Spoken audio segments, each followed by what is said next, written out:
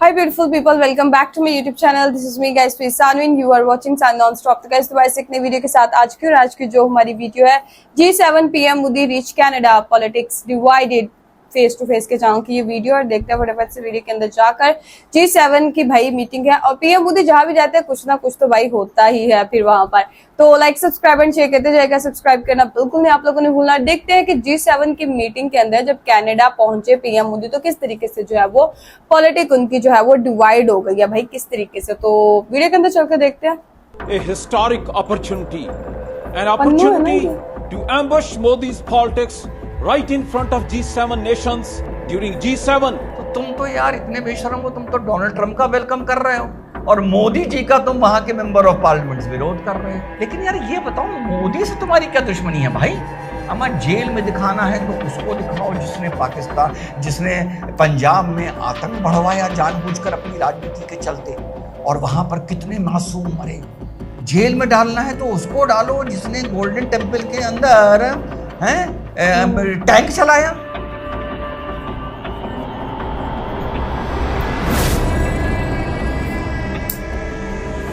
Hello नमस्कार सत श्री अकाल अस्सलाम वालेकुम, कैसे हैं जनाब? तो नरेंद्र मोदी जी के साइप्रस के दौरे के पश्चात एक ऐतिहासिक दौरे पर मोदी जी G7 के लिए कनाडा पहुंच गए हैं। ऐतिहासिक इस बारे क्योंकि बड़ी अटकलें लगाई जा रही थी कि मोदी जी को बुलाया जाएगा नहीं बुलाया जाएगा, कनाडा और भारत के रिश्तों में रीसेट होगा या नहीं होगा। भारत के विशेष हिस्से में एक विशेष खुशी थी कि नरेंद्र मोदी जी को नहीं बुलाया जा रहा, वो विशेष खुशी सारी धुआं हो गई।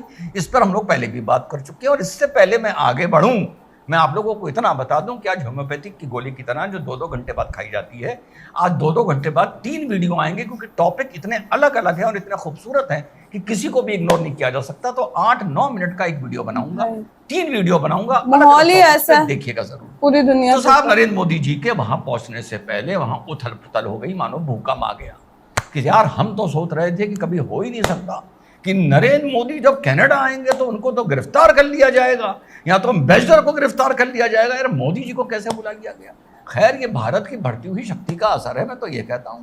तो साहब वहां पर एक विशेष सेक्शन की बहुत जली हुई बहुत जली हुई है, इतनी जली हुई है कि खिसिया के पता है क्या बोल रहा है? ये बोल रहा है आज कि हम तो शुक्रिया करते हैं कनाडा की सरकार का कि मोदी जी को बुलाया, क्योंकि हमें एक ऐतिहासिक हिस्टोरिक मौका मिलेगा मोदी जी की राजनीति का या उनके इस टूर को एम्बुश करने का, उसे सैबोटेज करने का, उसको तार करने का। We will kill Modi's politics for 48 hours, जब से वो कनाडा में आएगा और जब से वो कनाडा से जाएगा। Thank Mark Carney, more of a businessman than a Canadian Prime Minister upholding Canadian values, for giving pro-Khalistan Sikhs a historic opportunity, an opportunity to ambush Modi's politics right in front of G7 nations during G7 from June 16th to June 17th. साहब बड़ी रैलियां पीले झंडे लगा लगा के निकाली जा रही हैं। मोदी जी को एक कैदी की ड्रेस पहनाकर एफजी को जेल में दिखाया जा रहा है। अमा यार बाकी सब ठीक है, खालिस्तान वालिस्तान जो करना है करो, वो देखा जाएगा, बाद में ठोक पीट कर ठीक कर दिया जाएगा। लेकिन यार ये बताओ मोदी से तुम्हारी क्या दुश्मनी है भाई? अमा जेल में दिखाना है तो उसको दिखाओ जिसने पंजाब में आतंक बढ़वाया जानबूझकर अपनी राजनीति के चलते और वहां पर कितने मासूम मरे। जेल में डालना है तो उसको डालो जिसने गोल्डन टेम्पल के अंदर टैंक चलाया। अम्मा भाई जेल में डालना है तो उसको डालो जिसने 1984 करवाया। तुम यार मोदी जी के पीछे काहे पड़े हो? इसने बेचारे ने तुम्हारा क्या किया है? जितनी भी चीजें जो मैं बता रहा हूं तुम्हारी जब हो रही थी तो मोदी जी तो भैया राजनीति से उस टाइम बड़े दूर थे, तो जेल में तुम इनको काहे डालते हो? कहीं तुम इस मारे तो इनको जेल में नहीं डालते हो कि इन्होंने सनातनी अवेयरनेस और रिसर्जेंस करके दिखाया है, जिस बात से कहीं ना कहीं तुम्हारे मिर्चा लगी हुई है। ये मेरी थ्योरी है। तो साहब सिक्स फॉर जस्टिस के भी बड़ी मिर्चा लगी है और साथ साथ वहां पे इंडियन जो डायस्पोरा है वो खुल के, जिसमें हमारे सिख भाई भी हैं, खुल के मोदी जी का वेलकम कर रहे हैं। तो माना ही भी जा रहा है कि anti India and pro India forces का कनाडा में आमना सामना हो सकता है, जो भारत के लिए मैं कहता हूं अच्छी बात नहीं है। लेकिन कुछ ना कुछ आवाज दूसरी तरफ से भी नजर आनी चाहिए। जैसे आपके सिख फॉर अमेरिका जसदीप सिंह साहब या ऑर्गेनाइजेशन है, इन्होंने खुल के, हमारे सरदार भाई हैं, इन्होंने खुल के भारत के प्रधानमंत्री का वेलकम किया है। देखो भाई, कनाडा की इंडिया से कोई ऐतिहासिक दुश्मनी नहीं है, कोई फॉरेन पॉलिसी को लेकर दुश्मनी नहीं है। उनकी जो दुश्मनी है वो एक इंसिडेंस को लेके है, जिसपे वो भारत की स्टेट एजेंसीज पर आरोप लगाते हैं, और भारत का प्राइम मिनिस्टर इन आरोपों से और रिश्ते बहुत ऊपर होते हैं भाई। तो सिख फॉर अमेरिका जसदीप सिंह साहब ने वेलकम किया है। HS पनेसर साहब, जब मैं इसकी स्टडी कर रहा था, जो प्रेसिडेंट हैं ग्लोबल इंडियन डायस्पोरा अलायंस के, उन्होंने वेलकम किया है। फॉर्मर मिनिस्टर थे आपके उज्जवल साहब, उन्होंने वेलकम किया है। और राइटर की बहुत जली हुई है, वो लिख रहा है Canada Sikh protest against, Canada Sikh, अरे भैया लिखो Canada extremist protest against Narendra Modi. Sikh community को काहे बीच में ला रहे हो? क्योंकि ये सिख कम्युनिटी में अगर खालिस्तान की जिंदाबाद करने वाले 10 लोग हैं, तो हिंदुस्तान की जिंदाबाद करने वाले सिख कम्युनिटी में बाकी 90 लोग हैं। और इस सिख कम्युनिटी में हिंदुस्तान जिंदाबाद करने वालों को या हिंदुस्तान से प्यार करने वालों को मुनाफिक नहीं कहा जा सकता, जो बीमारी कहीं और है। तो साहब यहां पर वहां पर ये उथल पुथल मची हुई है। मोनिंदर सिंह का भी आपने सुना होगा, बहुत बकबका रहा है। अब साहब एक मूल सवाल यहां पर उठता है, जो भी वहां मचा है मचा है। जितने भी वहां मैं मेंबर ऑफ पार्लियामेंट को सुन रहा था, आपके NDF के मेंबर ऑफ पार्लियामेंट को सुन रहा था, वो सब ये कह रहे हैं कि नरेंद्र मोदी जी की सरकार ने हमारी सॉवरेनिटी पर, संप्रभुता पर हमला किया है, उसको तार तार किया है। हमारे एक सिटीजन को हमारे देश में घुसकर उन्होंने ठोक दिया है। इस मारे हम नरेंद्र मोदी जी का विरोध कर रहे हैं। तो यहाँ तो एक बहुत बड़ा सवाल उठता है नरेंद्र मोदी का विरोध करने वाले कनाडा में रहने वाले लोगों, भले वो कैनेडियन हैं, मैं कैनेडियंस को यहाँ संबोधित कर रहा हूँ, नेटिव कैनेडियंस को, कि यार एक बात बताओ, तुम्हारी संप्रभुता और सॉवरेनिटी को डोनाल्ड ट्रंप ने तो तार तार कर दिया मेरे भाई। डोनाल्ड ट्रंप ने तो कोई छोड़ा नहीं कुछ चीज तुम्हारे पास सॉवरेनिटी के नाम पर। उसने कहा आओ स्टेट बन जाओ। मोदी जी पर तो एक आरोप है कि एक आतंक का समर्थन करने वाले आदमी को आरोप है कि उन्होंने ठोक दिया है। अरे उसने तो, डोनाल्ड ट्रंप ने तो तुम्हारे पूरे देश को ठोक दिया, तुम्हारी सॉवरेनिटी को ठोक दिया, तुम्हारी आजादी को ठोक दिया, तुम्हारे संविधान को ठोक दिया। ट्रंप ने कहा कि सब खत्म करो और हमारा स्टेट बन जाओ। तो तुम तो यार इतने बेशरम हो, तुम तो डोनाल्ड ट्रंप का वेलकम कर रहे हो और मोदी जी का तुम वहां के मेंबर ऑफ पार्लियामेंट विरोध कर रहे हो।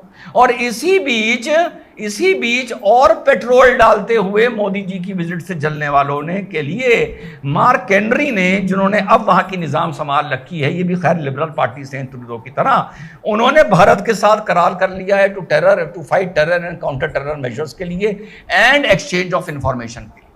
तो काम होना अभी बहुत बाकी है। यहां पर जो भारत की नाक कटवाते हैं और एंटी इंडिया फोर्सेस हैं, उनकी टांगे टूटना, कमर टूटना अभी बाकी है।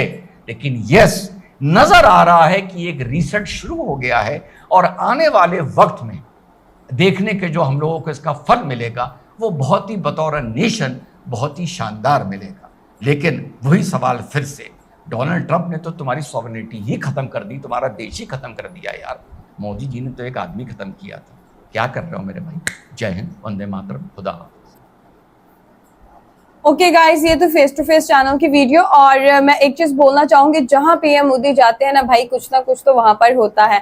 अब खालिस्तान वालों को पहले मतलब जस्टिन ट्रूडो था ना, जब तक उनको भाई बहुत फायदा था, जम के जो है वो PM मोदी के खिलाफ और सारी चीजों के खिलाफ वो जो है वो वीडियोस बनाते थे या कोई ना कोई चीज चलती रहती थी। अब जो है वो इंडिया वाले बोलते हैं कि जितने भी खालिस्तान वाले वहां पर रहते हैं कनाडा के अंदर, दे आर एक्सट्रीमिस्ट। ठीक है, वो खालिस्तान वाले नहीं है, वो एक्सट्रीमिस्ट है। अगर 10 वो लोग रहते हैं तो 90 ऐसे लोग वहां पर रहते हैं जो कि सिख ही हैं, लेकिन वो जो है वो PM मोदी को प्यार करते हैं और उनका सारा ध्यान और अपनी डेवलपमेंट की तरफ है, अपनी कंट्री की, ठीक है, इंडिया की तरफ, जो कि इंडिया को सपोर्ट करते हैं, ना कि खालिस्तान को सपोर्ट करते हैं।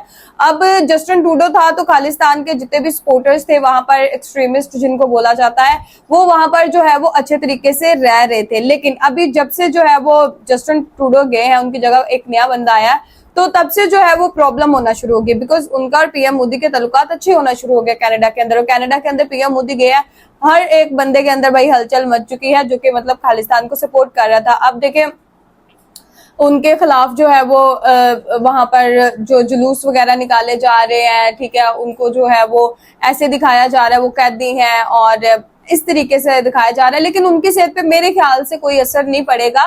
बिकॉज देखिए कैनेडियन गवर्नमेंट ने उनको खुद इनविटेशन पर्सनली तौर पर भेजा है।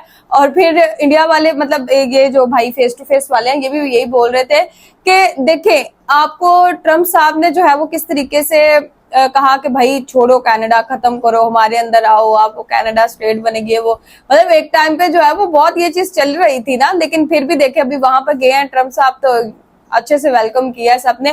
तो वो कह रहे कि तुम लोग उसको जो जिसके खिलाफ होना चाहिए उसके खिलाफ नहीं हो। पीएम मोदी ने तुम्हारा बिगाड़ा ही क्या कि जिसके खिलाफ हो गए हो।